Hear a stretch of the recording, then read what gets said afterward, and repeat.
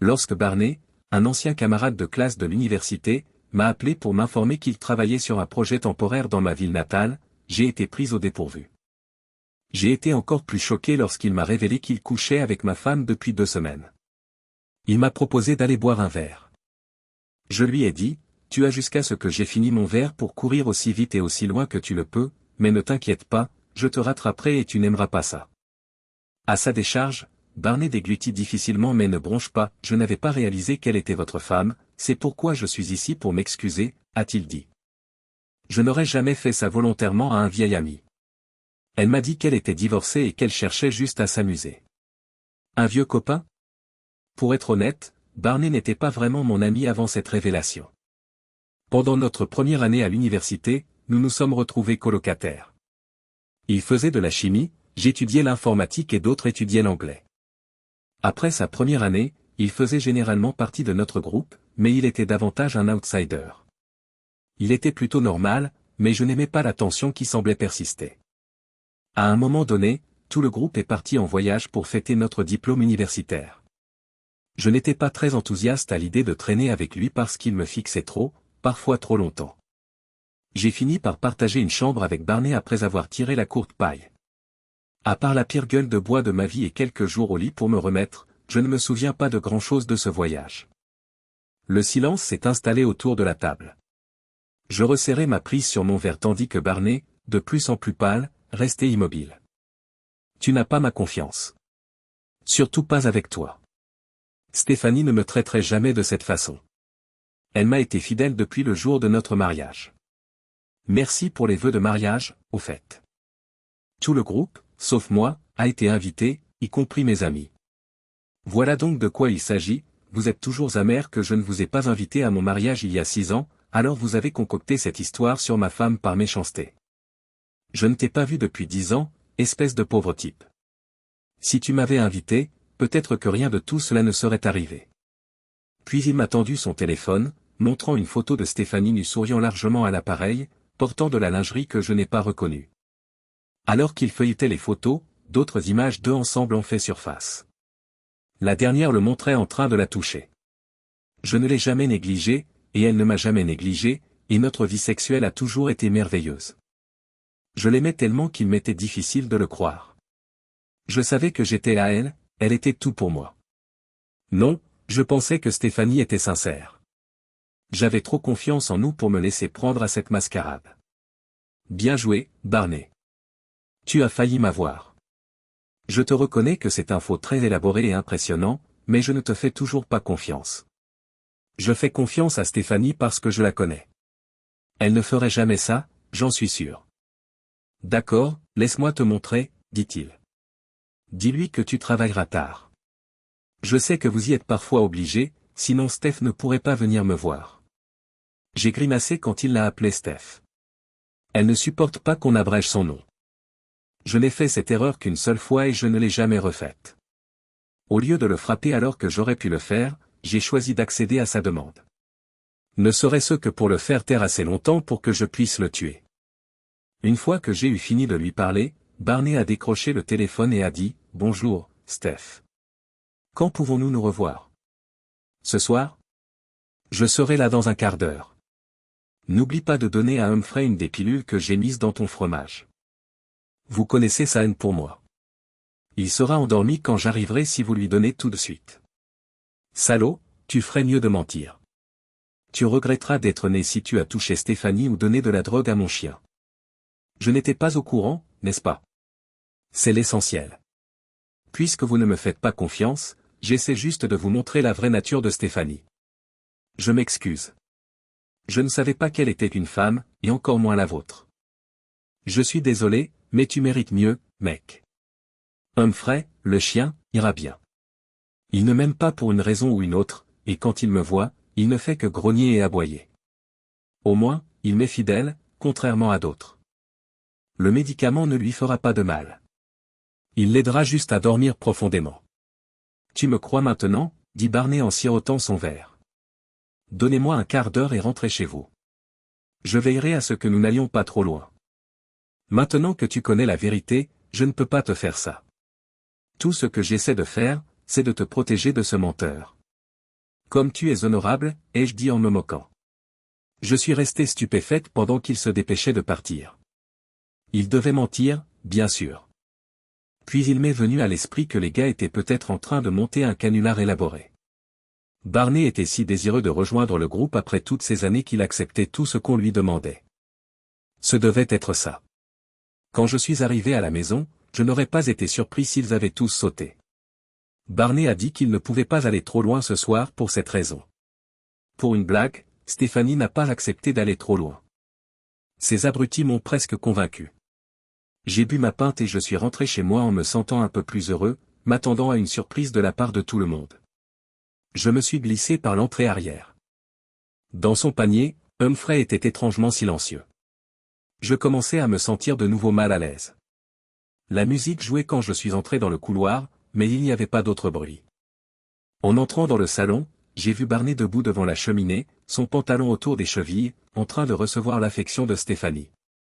Stéphanie a été choquée lorsqu'elle a entendu le bruit du corset antique que sa grand-mère lui avait offert briser le miroir au-dessus de la cheminée.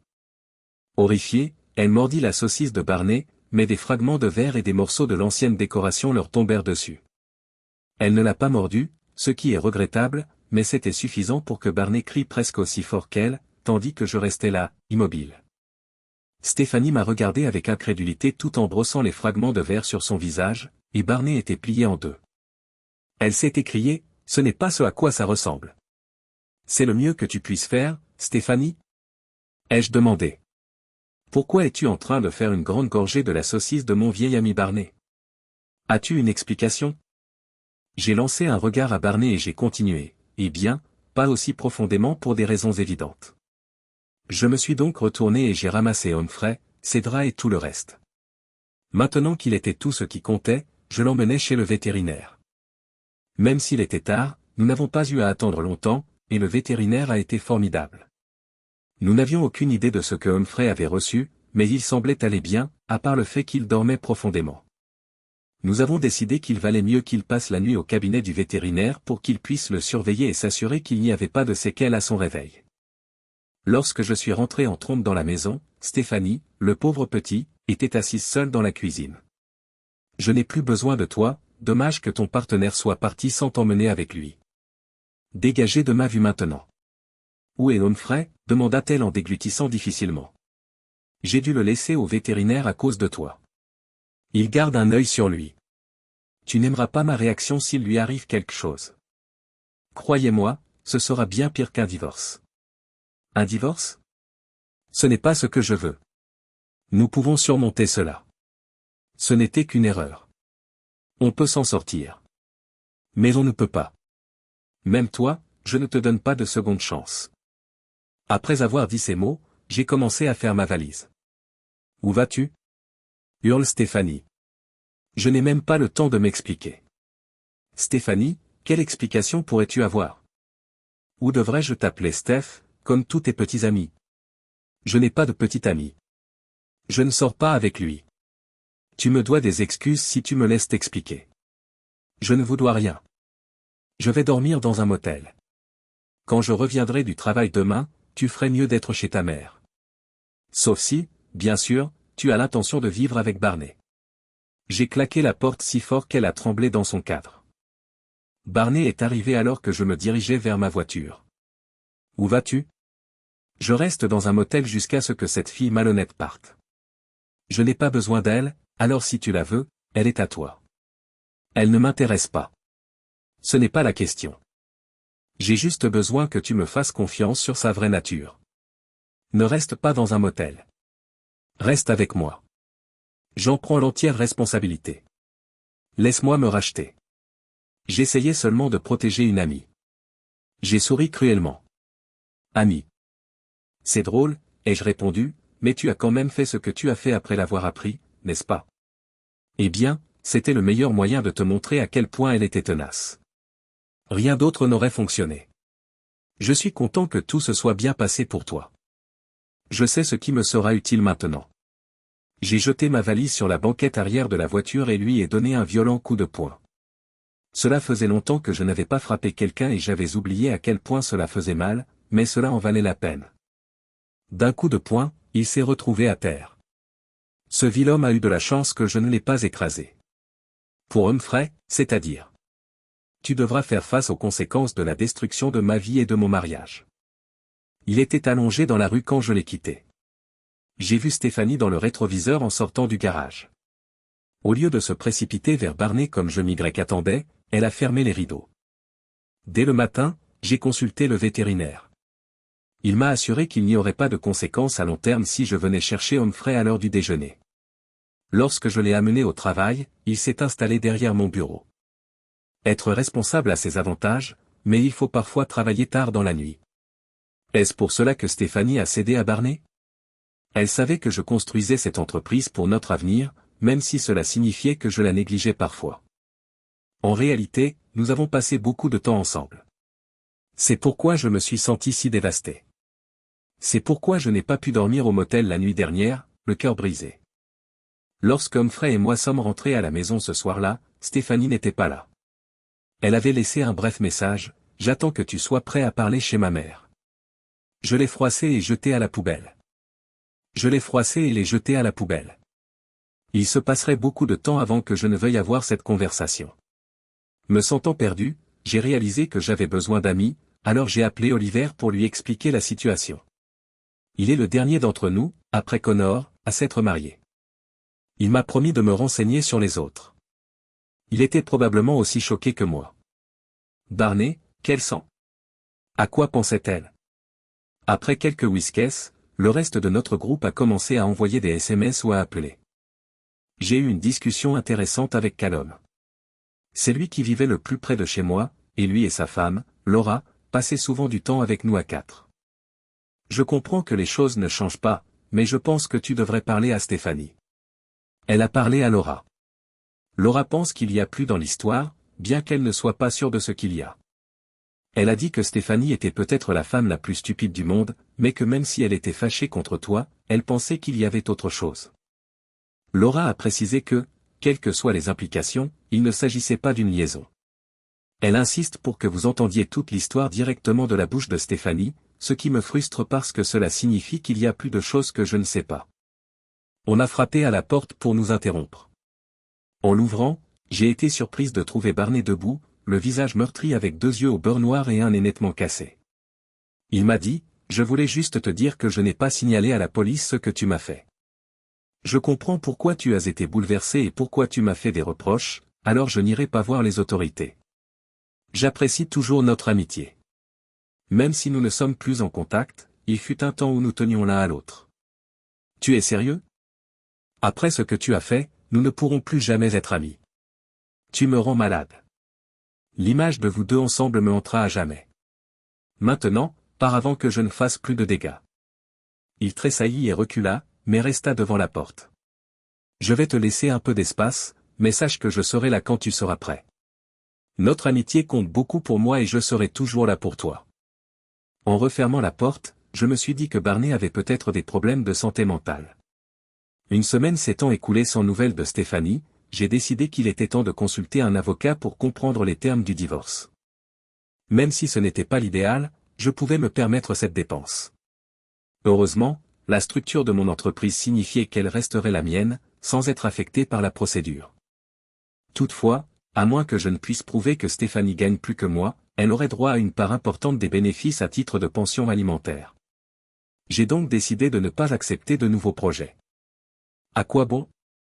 Vendredi soir, Maureen, ma belle-mère, m'a téléphoné.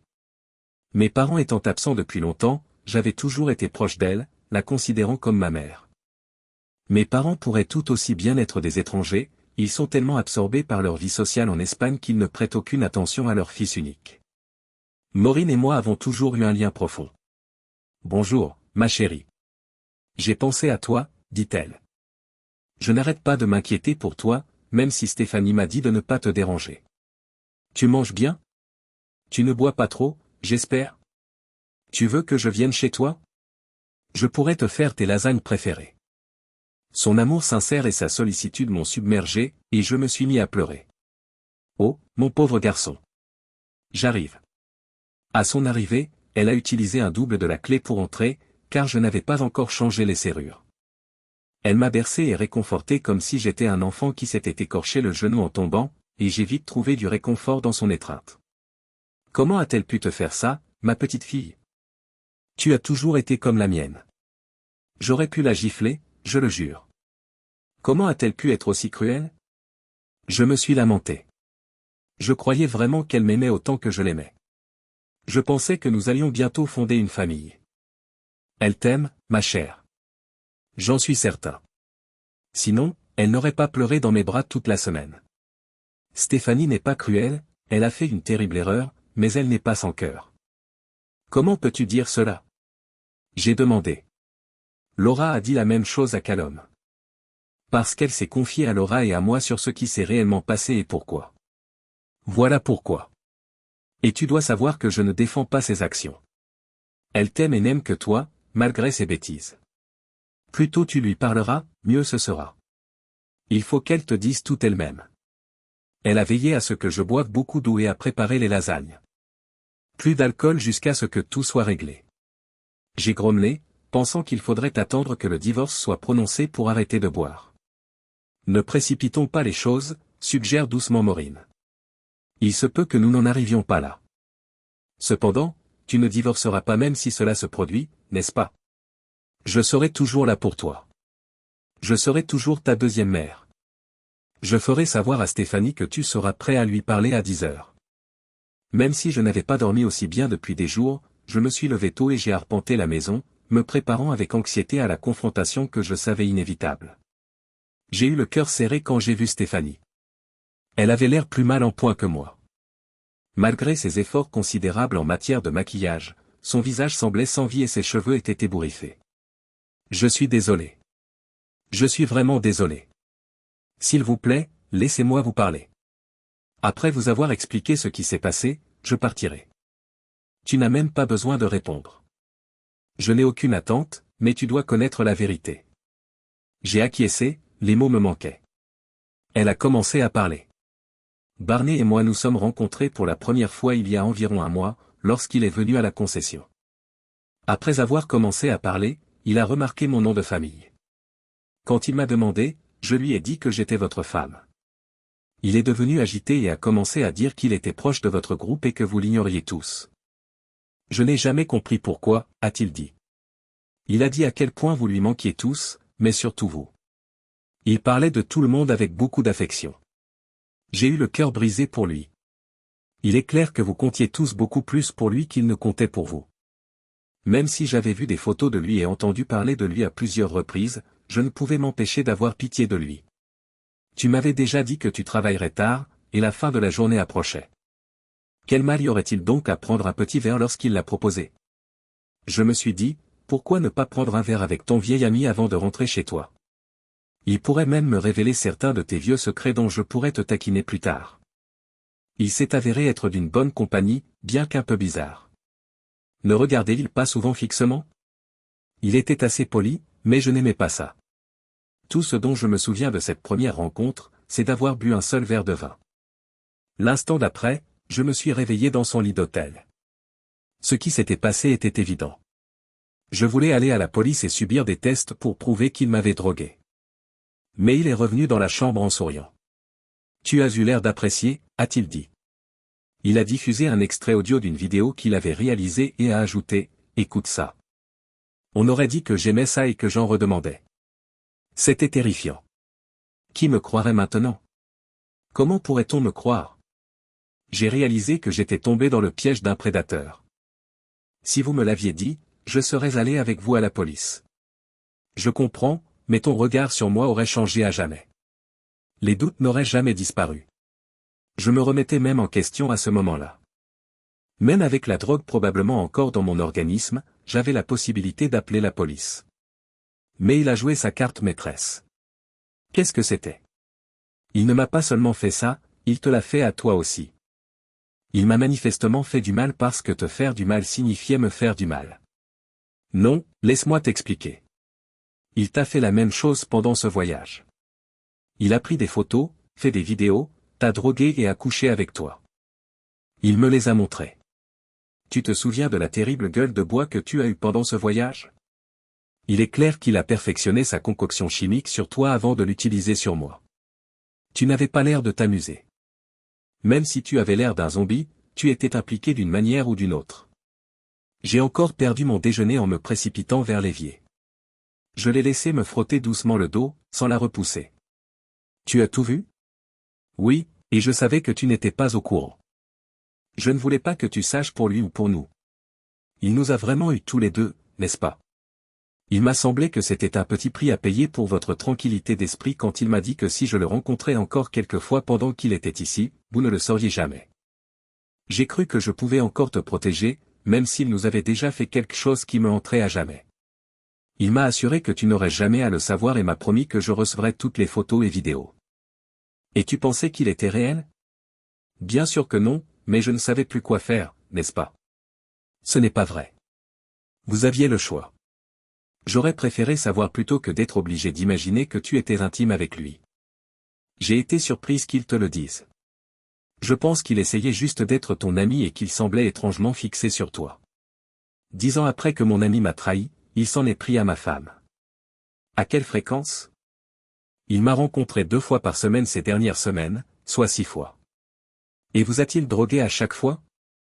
Pas la première fois, non. Pour une raison quelconque, cela semble bien pire.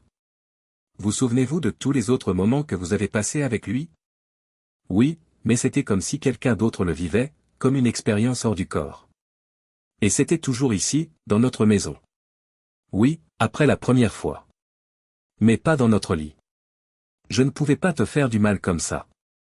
C'est arrivé sur le tapis du salon.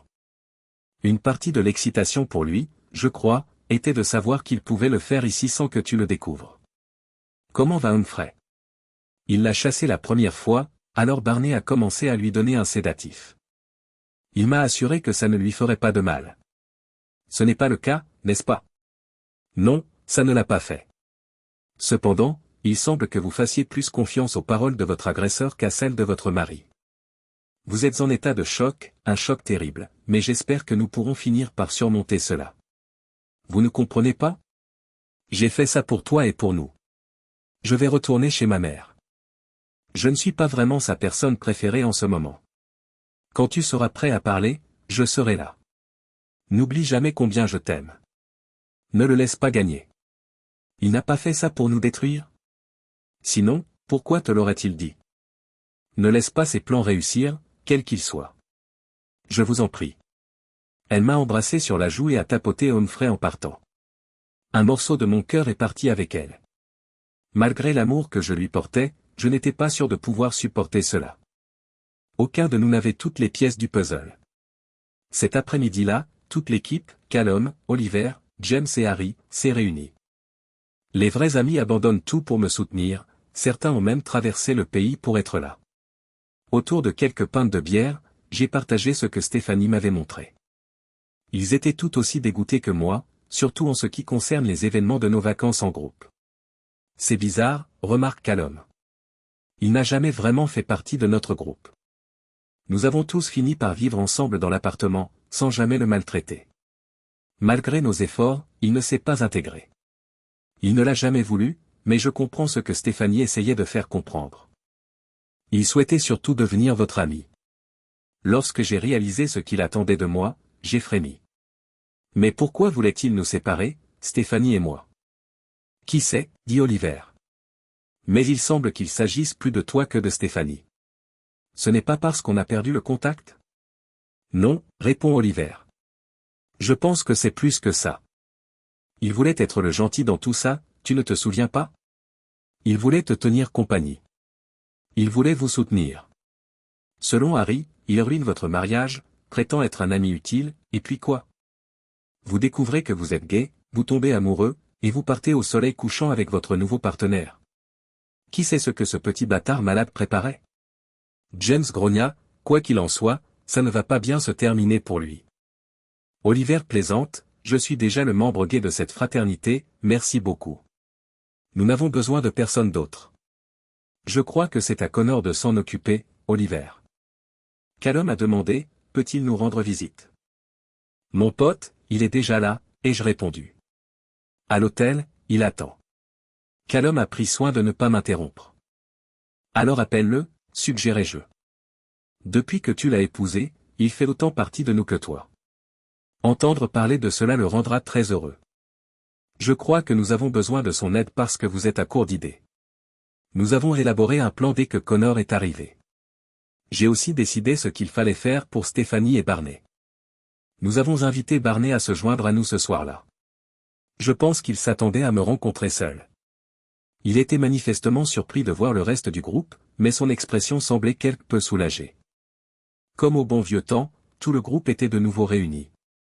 En me regardant directement, il m'a dit, « J'espérais qu'il n'y aurait que toi et moi. Je crois que nous avons des choses à nous dire. Nous pouvons discuter de tout ce dont nous avons besoin en tant qu'amis, n'est-ce pas ?» Je lui ai tendu un verre qu'il a avalé d'un trait.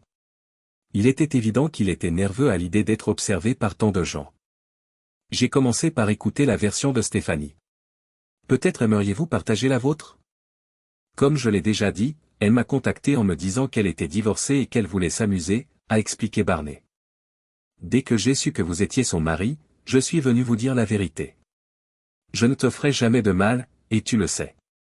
Tu es trop importante pour moi, et tu as toujours de quoi me manipuler et m'enivrer, a-t-il insisté.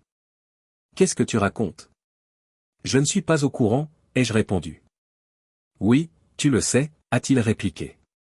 J'ai eu la pire gueule de bois de ma vie pendant ces vacances, et ce n'était pas seulement à cause des boissons, n'est-ce pas? C'était à cause des bêtises que tu m'as faites. Je reconnais que nous avons fait l'amour à cette fête, mais c'était il y a longtemps. Tu m'as demandé de garder le secret. Tu es conscient de ce qui s'est passé et tu as apprécié, a déclaré Barney. Tu étais amoureuse de moi à l'époque. Est-ce que tu m'aimais? J'avais du mal à te supporter. Crois-moi, je te méprise maintenant de tout mon cœur, a-t-il admis. Je n'avais aucune idée de ce qui s'était passé. Vous êtes simplement en colère. Tu ne le penses pas, je le sais, dit Barney. Je voulais t'aider à te détendre parce que je savais que tu étais un peu hors de toi. Je pensais que si tu te détendais, tu exprimerais tes vrais sentiments et tu t'amuserais. C'est exactement ce qui s'est passé, a-t-il affirmé. Cette nuit-là a été la plus heureuse de ma vie, passée dans tes bras. Je l'ai écoutée à plusieurs reprises, a avoué Barney.